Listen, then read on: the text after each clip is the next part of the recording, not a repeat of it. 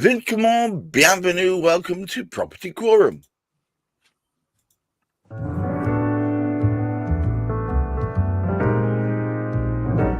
Well, as usual, of course, we've got the stalwarts of Property Quorum here. Hamish McLeod, Chris Gilson, of Root Home, and Juliet Pablo of Channel LLP. And today's special guest is Dave Simonton, a friend of the channel, been here a couple of times before, Debrook. We're talking today about a topic that is probably on a good deal of people's minds, which is the postcode premium. Are buyers paying more for less? And as is traditional, of course, we're throwing Hamish straight under the bus. Well, I haven't read the full story yet. However, we have a government about to bring change with some form of taxation or another, which, guess what, is going to be applied to certain postcodes more than others. Why? Because the property prices. We know it full well, any of us who do the research work with the local councils, that it is a postcode lottery as far as we're concerned, because it can depend where you are as to how quickly you can get information back. But I think one of the most uncomfortable aspects of our postcode lottery is really the cost that we pay for living in certain postcodes. And it can be something as simple, of course, as you've got the right school in the right postcode that your child can attend. It can actually sort of be that it is just that tremendous view you have over the Cotswolds. Or it could be because you need to live in Bristol. And there aren't many houses in Bristol. Aren't nearly enough houses in Bristol compared to a lot of other places. But we have a team here today that know it so full well, because they're involved very much with properties in various different areas, with developments in different areas, buying into developments in different areas. And of course, as Juliet doing the if you like, the hard efforts of justifying what risk there is in all these different areas as well, in the sort of legal work. So I think there's a lot that can be said relative to what goes on in different postcodes and how it does impact on cost. All right. Well, I'm going to go straight to Chris. I was thinking about this earlier. Sorry, Chris. Do buyers pay more for emotional reasons like status or prestige or keeping up appearances rather than practical reasons? Or is it purely practically driven? Oh my goodness, yes, absolutely. I mean, it depends who you're talking to, but yeah, prestige and status is a massive reason for people wanting to live where they want to live. And I get the same on the investor side of people coming to me and saying, well, I couldn't possibly buy that house. Look at the state of it, but that's the house that's got the high yield. So, but they want the high yield, but it's got to look like a castle. And the two things, they don't equate. The two things just don't line up in the investment world. So yeah, it's quite often one or the other. And if you go and buy a £2 million house, it's not going to give you an amazing yield. It's just not, the mathematics just doesn't work like that. So you need to buy a place that looks like a building site for you to turn it into a mansion. I focus on looking at the dirty, smelly houses, because they're the ones that have the real gold behind them. But that's just me with my investor hat on. If you're going to talk about dirty, smelly houses, I have to immediately go to Juliet. Because the woman, a person who has to deal with people constantly asking for them to get a silk purse out of a sow's ear, does it make sense to purchase, as Chris said, in somewhere that's perhaps dirty and smelly? You're a mute. There you go. Yeah, I mean, if you're looking for increased value, then obviously that's the way to go, because you buy something presumably not at an undervalue, but buy it for less than it's actually worth, pay some refurbishment costs and get it up to scratch or get the value increased. I mean, but that's not necessarily paying more for less. I think, when I look at the sort of today's topic, I look at things like the land registry, where you're paying for office copies. You're paying £7 for an office copy now. Previously, it was £3. So you're looking at that markup, and it's all PDFs. So what are we paying for? Where is that sort of incremental amount from?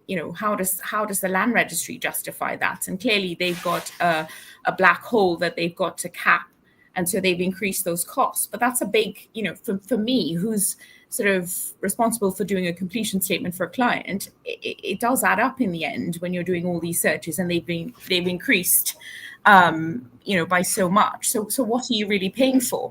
When you look at searches like a chancel search, and you're thinking, well, actually, there's nothing in the register in relation to any chancel requirements. Do I really need a chancel search? Do I need to pay this £10 or £40 for it? So, but you might have a lender who requires it, so you've got to pay for it. In effect, you've got to be seen to be doing what they want you to do, or be compliant. So you're paying more and you're not really getting anything more. You're just doing it because that's a requirement of the lender. So in my mind, those are things that, people are looking for. But, in terms of what Chris does, where you're buying a property with a desire to increase the value, you're buying it at market value. Presumably, you've got a valuation done and you're buying it for what it's worth, Well, thank you. Dave, welcome back to the show. I have to ask you, will digital nomadism and hybrid work make location less important? I think when you're talking about whether you're buying an investment property or whether you're buying a home to sell, it's very emotionally driven. So I think people, bearing in mind the process is quite a lengthy process, it's a very costly process, there's a lot of stress involved. I think what we've seen, particularly in the last 18 months, with generally house sales slowing down, that when you make the decision to move, it has to tick a lot more boxes. And the microeconomics of each area, whether it's investment driven is different, but certainly when you're buying a property to live in, there has to be more boxes ticked. And we're seeing it all up and down the country. The microeconomics of each area are just so vitally important now. And the exit is being looked at far more rigorously by not only the developers, but also from the lenders. And there has been a shift. So I think everything needs to be right. Even in where I live, half a mile out, properties take a lot longer to sell. Okay, values go down slightly as well. So I think it's not necessary, it's a mansion type value, but wherever you're looking at buying a property, it's got to tick the boxes, whether it's schools, whether it's being close to the beach or parks or whatever. All those decisions are just a lot more important. And generally speaking, houses are selling better than flats. Very generalized comment there, but that's the case. So, I've got a number of clients that were developing flats. They were looking to sell, but now are actually looking to hold and retain because rental yields will work for them. So I think the market is ever changing. There's lots of uncertainty. There's lots of various taxes that are all being talked about. And until it flushes itself out and we get some form of stability, it's very difficult to predict. But, postcode is very, very important. Hamish, I've got a question for you. I've done a bit of homework here. Does a postcode actually guarantee a better quality of life? Or is this just in the mysterious mind of the marketing? Quality of life actually is in the mind, like beauty is in the mind of the beholder. I think what we can, and it's been intimated, I think everybody's spoken so far has sort of suggested this. We have this concept, we have this particular sort of belief. If I live in this particular sort of place, I will feel much, much better. It better suits my temperament, my full intent. If I can get a house there, I've arrived. It's I heard it sort of quite recently. It was strangely enough, for a number of years I didn't hear about it, but the Cotswold has become ever more popular within our sort of particular sort of district. I know why. I mean, it's glorious, glorious countryside. However, it is something that, if you like, we would necessarily aspire to. I mean, very, very interesting contrast. Been looking with my particular sort of team at several properties, but one in particular, which happened to be in Shropshire, a beautiful, beautiful mansion house. And when you look at the price of that particular sort of mansion house and the size of the mansion house and the interior decor and the land and all the rest of it, it looks absolutely incredible. If you were to move further south from Shropshire down to Oxfordshire, or from Oxfordshire into sort of the Royal County of Berkshire, the price would go up phenomenally, 4 to 5 times the price.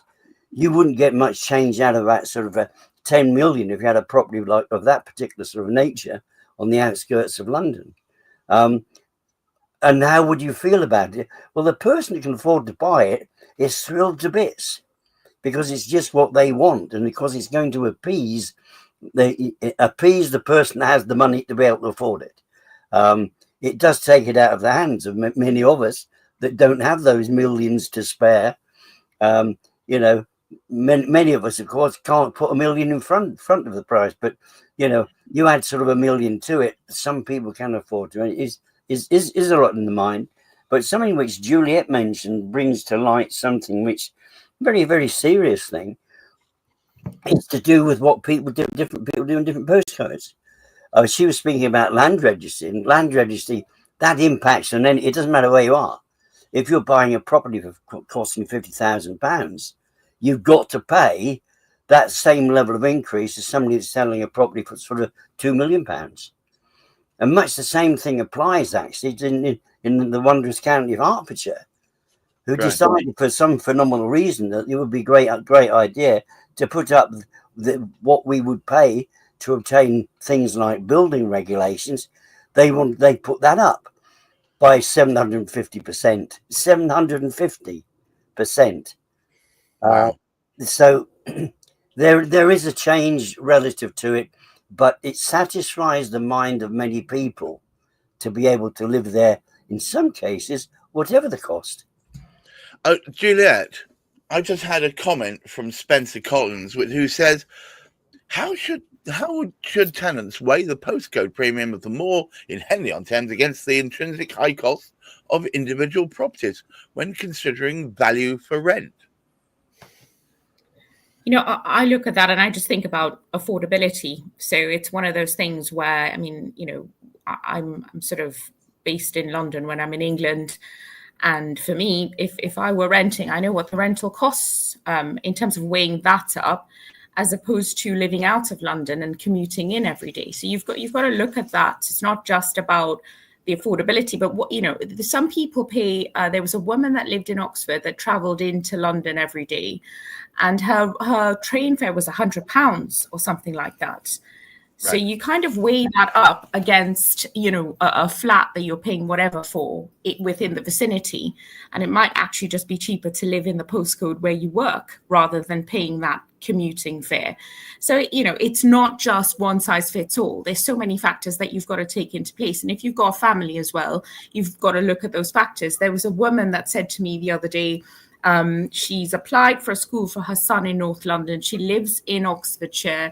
If they get the school, they'll be moving to North London. So that, I mean, for the child, you look at stuff like that and you think, wow, you know, there's another person that called me for a second opinion on something. She's buying a property, just found out that there's a battery lithium dumping site near where she's building.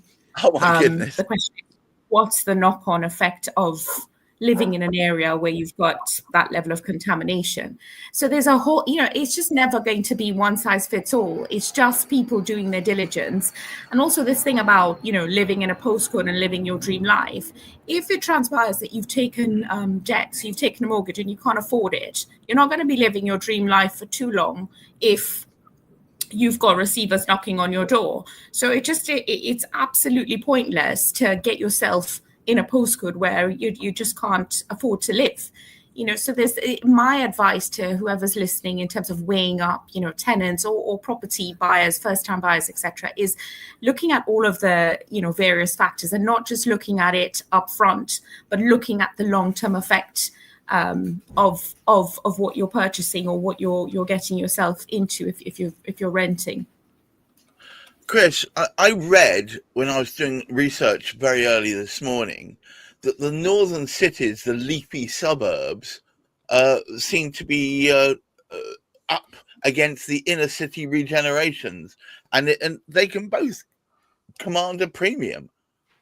But this is unachievable in this day and age. I think it goes up and down. All goes in cycles. Sometimes people do. You had this mass exodus many years ago into the suburbs, and Yes. now there seems to be a contraction back into the cities, and just ebbs and flows based on what people want and different changing times. Liverpool City Council themselves have gone round in circles in terms of what their planning policy and what they want to provide for people and what they think they should be making provision for in the local plan.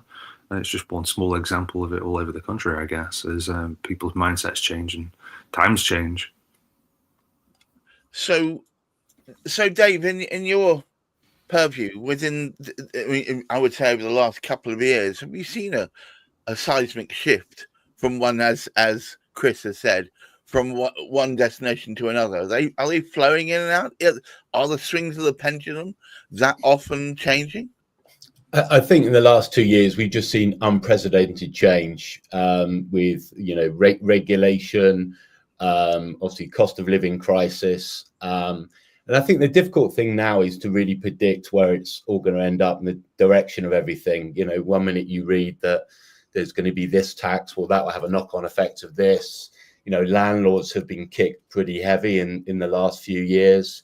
That's not a particularly good thing. It makes it very, a lot more risk involved with being a landlord. And generally speaking, the bigger landlords are the ones that have the ability to navigate their way through, whereas that's hitting more on the smaller landlords. So I think it's just the amount of change in regulation. With high-rise buildings, you've had all the regulations around that. I've got one client that has been going through a planning process for 4 years, has spent nearly £2 million on that planning process, and now they've got a Gateway 2 to get through, which has come into play whilst they've been going through that. So they've got to find another £5 million before they put a spade in the ground. So there's a lot of uncertainty around high-rise buildings, and obviously everyone is nervous around developing those. So it's just so much change, and keeping up with everything is difficult. But I think, as Juliet has mentioned earlier, doing your due diligence has never been more important than now. But I think the biggest challenge is predicting where it's gonna end up. So you've got to have multiple different strategies to ensure you're mitigating your risk. Well, mitigating risk is really what this game is all about. I'm certain. Absolutely. Hamish, would you care to take us home? Well, I'll try to. It's one of those. There isn't going to be an answer to it. I mean, one of the things that sort of springs to mind, and I was absolutely staggered when we first got involved with this business, over 20 years ago now, just over 20 years ago, and I found out that if you were to carry out the type of work that we do, if you were allowed to the council to carry out on your behalf for the likes of Croydon, it would cost you in excess of £300 to actually get the local authority search carried out. Along the road from us here, because we're not far from the Northamptonshire border, we bump into the wondrous Corby, where you would pay £75 for exactly the same level of information. Now, how does that work? Do you know the interesting thing is, both councils have got seriously broke, and so there doesn't seem to be any difference between what they're charging for, if you like, the local land search in either of them, to be whether you're broke or not. So obviously Croydon are putting it towards sort of something else, but there is this particular sort of challenge, and of course it will chase around the country to a certain extent. Bristol wasn't. Dave was speaking about it particularly in terms of what he's actually seeing. And of course, that's to do with development costs, because he's involved with that particularly. But when you look at it, for example, Bristol has come up as being one of the most expensive areas of the country. And it's for a number of sort of different reasons. But the shortage is more desperate there in Bristol than it is in some areas of London. And then that actually sort of pushes prices up and does all sorts of other things. So I think we are looking for, particularly over the next 3.5 years now, or 3.5 to 4 years, we're going to see nothing but change. And I think we're seeing a distorted market, and nothing is going to rectify that. Other than the popularity of places will make a difference in that, and there's no one single. And I mean, Juliet's forever saying this. There's no one single scenario that's going to satisfy everybody. There are so many different facets to look at in all of what's actually going on around us, and you've got to be very, very careful. And each of the people here, of course, they do scrutinize exactly where that money is going, that they've actually sort of got to put down in terms of developments that are going on. And Juliet more so than anybody else, because she's got to satisfy the risk element. Having paid that amount of money in that particular area, what's the resale value of going to be? What's the comeback if, for whatever reason, somebody needs to sort of put out sort of 2 years down the road? So there's a lot changing. So yes, best be careful, but surround yourself with the experts, and what a difference that makes. And this is an oft-repeated statement by us all, I think. So you've been listening to Property Quorum. Property quiz questions get something close to honest answers.